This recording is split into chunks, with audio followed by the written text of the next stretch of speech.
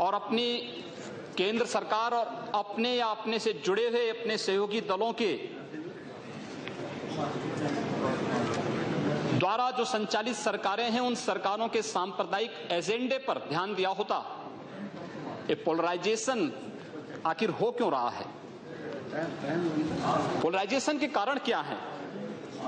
मुझे लगता है वह पोलराइजेशन के पीछे के कारणों को ईमानदारी से हम विश्लेषण करेंगे तो मुझे लगता है एक तरफ आप कहते हैं हम सेकुलर हैं और दूसरी तरफ एजेंडा जो लागू करते हैं उसको सांप्रदायिक रूप से कॉम्युनल आधार पर लागू करते हैं। इस देश में 12 लाख से अधिक साधु संत और पुजारी रहते हैं, लेकिन ये लोग इमामों के लिए वेतन की घोषणा करते हैं, एक पक्षीय कार्रवाई करते हैं। क्या एक सेकुलर एजेंडा है? दिल्ली की सरकार ने किया, पश्चिमी बंगाल की सरकार ने किया, महाराष्ट्र की सरकार ने किया। क्या यही सेकुलर एजेंडा है? सांप्रदायिक आधार पर ये लोग बांटते हैं समाज को। और महोदय, उसी प्रकार से इन लोगों ने उत्तर प्रदेश की बात करता हूं, वहां पर जो योजनाएं हैं उसमें 20% मुस्लिम आबादी के लिए आरक्षित कर दिया गया। कब्रिस्तान की बाउंड्री वाल के नाम पर गांव-गांव में विवाद खड़ा करके 300 करोड़ रुपया उसके लिए आवंटित किया जाता है। गांव-गांव में उसके माध्यम से विवाद खड़ा किया जाता है। सुप्रीम कोर्ट कहता है कि किसी भी सार्वजनिक संपत्ति पर, मंदिर के नाम पर, मस्जिद के नाम पर, किसी भी अन्य उपासना विधि के नाम पर, मदरसों के नाम पर या मजारों के नाम पर कब्जा न मत करने दो। लेकिन उत्तर प्रदेश में कब्रिस्तान की बाउंड्री वाल के नाम पर धड़ल्ले से एक काम चल रहा है, कोई रोक टोक नहीं, क्योंकि शासन की ये मंशा है, इसलिए प्रशासन उसमें बोलता नहीं। क्या सांप्रदायिक ध्रुवीकरण नहीं होगा? उसी प्रकार से उससे भी खतरनाक स्थिति, आतंकवादियों पर दायर मुकदमे वापस लिए जाते हैं। आतंकवादियों पर दायर मुकदमे वापस लिए जाते हैं। इस देश में जो लोग राष्ट्रीय सुरक्षा के लिए खतरा बने हुए हैं, जिन लोगों ने राष्ट्र की संप्रभुता को चुनौती दी है, जो लोग लगातार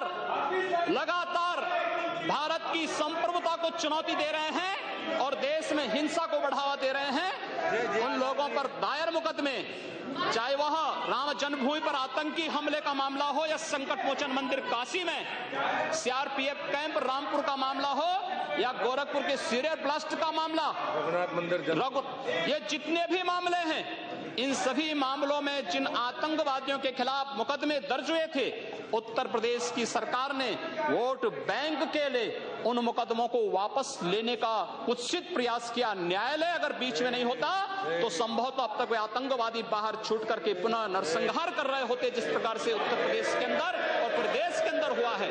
और उसके बाद भी ये कहते हैं कि सांप्रदायिक हिंसा बनी रहे। महोदय, चर्चा का विषय होना चाहिए कि आखिर सांप्रदायिक कौन है? कौन है सांप्रदायिक? कौन सांप्रदायिक है? और मुझे लगता है इस पर चर्चा होना बहुत आवश्यक है।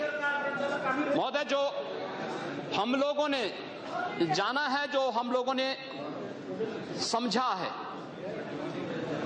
इस सांप्रदायिक वह होता है जो कहता है कि मेरा इष्ट या मेरा देव या मेरा पैगंबर ही सर्वश्रेष्ठ है।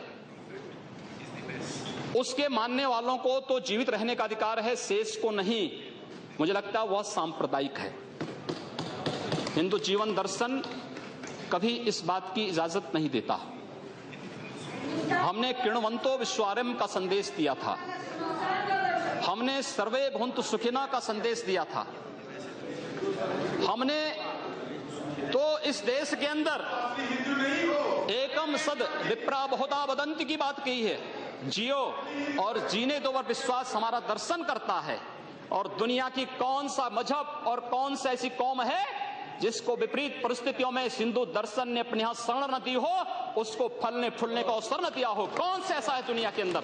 लेकिन आज जिस हिंदू दर्शन ने सबको शरण दी, सबको फलने फूलने का भरपूर अवसर दिया, आज जब उसी के खिलाफ षड्यंत्र होना प्रारंभ होता है तो उसे एकजुट होना तो पड़ेगा ही। और मुझे लगता है इन लोगों के कर्मों का फल है कि पूरे देश का हिंदू जनमानस आज इस बात के लिए तैयार हो रहा है कि उसके खिलाफ आज शासन तंत्र से जो षड्यंत्र हो रहे हैं उसका जवाब अपने स्तर पर देना ही पड़ेगा।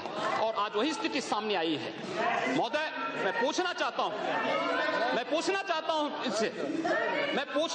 इन लोगों से, जब भारत का मुसलमान हज यात्रा करने के लिए जाता है, महोदय, जब हज यात्रा करने के लिए जाता है उसकी पहचान तब भारतीय के नाम पर नहीं, पाकिस्तानी के नाम पर नहीं, बांग्लादेशी नाम पर नहीं, भारतीय उपमहाद्वीप का जो भी मुसलमान हज यात्रा करने के लिए जाता है उसकी पहचान हिंदू नाम पर होती है, उसकी पहचान भारतीय, पाकिस्तानी या बांग्लादेश के नाम पर नहीं।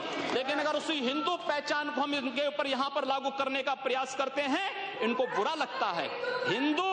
हिंदू सांप्रदायिकता नहीं, हिंदू राष्ट्रीयता का प्रतीक है और भारत की राष्ट्रीयता का प्रतीक हिंदुत्व को बदनाम करोगे तो उसकी कीमत चुकानी पड़ेगी इन लोगों को।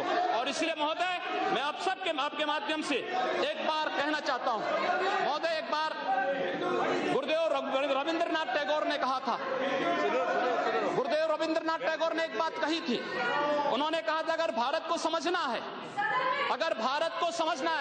बैठ जाइए आप, फालतू बात करते हैं। महोदय, उन्होंने कहा, गुरुदेव रविंद्रनाथ टैगोर ने एक बात कही थी और उन्होंने कहा था कि अगर भारत को समझना है तो मैं भारतीय अस्मिता को पहचानना पड़ेगा, और भारतीय अस्मिता को पहचानना है तो स्वामी विवेकानंद के बारे में आप जान लीजिए। स्वामी विवेकानंद ने एक बात कही थी कि गर्व से कहो हम हिंदू हैं। स्वामी विवेकानंद